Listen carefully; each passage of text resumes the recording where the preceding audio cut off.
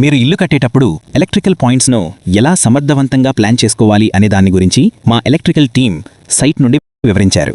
దయచేసి వివరాలు చూడండి. హాల్లో స్పాట్ లైట్స్ ప్లాన్ చేసేటప్పుడు గోడల నుండి సుమారు 2 అడుగుల దూరం ఉండేలా చూసుకోవాలి. ఆ తరువాత వాటిని సెంటర్ చేసి మిగిలిన 4 వైపులా అదే దూరం ఉండేలా ప్లాన్ చేసుకోవచ్చు. హాల్ సైజు పెద్దగా ఉంటే మధ్యలో 1 లేదా 2 స్పాట్ లైట్లను అదనంగా ఇవ్వవచ్చు.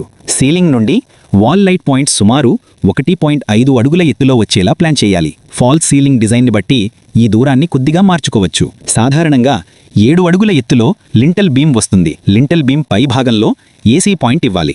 లింటల్ బీమ్ కంటే కొంచెం కింద డిస్ట్రిబ్యూషన్ బాక్స్ వచ్చేలా ప్లాన్ చేయాలి. ఏ గదిలోనైనా మీరు స్విచ్ బాక్స్ను ఫిక్స్ చేసినప్పుడు అది నేల నుండి 5 అడుగుల ఎత్తులో ఉండేలా చూసుకోవాలి. మీరు బెడ్ లేదా సోఫా దగ్గర నుంచి స్విచ్ బాక్స్ ఉపయోగించాలనుకుంటే అది నేల నుండి 3 అడుగుల ఎత్తులో ఉండేలా ప్లాన్ చేయాలి.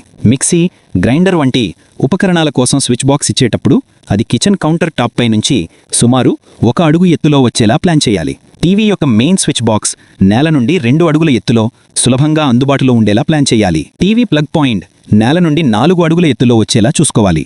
ఇలాంటి ఉపయోగకరమైన నిర్మాణ సంబంధిత చిట్కాలు తెలుసుకోవాలంటే మా ఛానల్ని సబ్స్క్రైబ్ చేసుకోండి.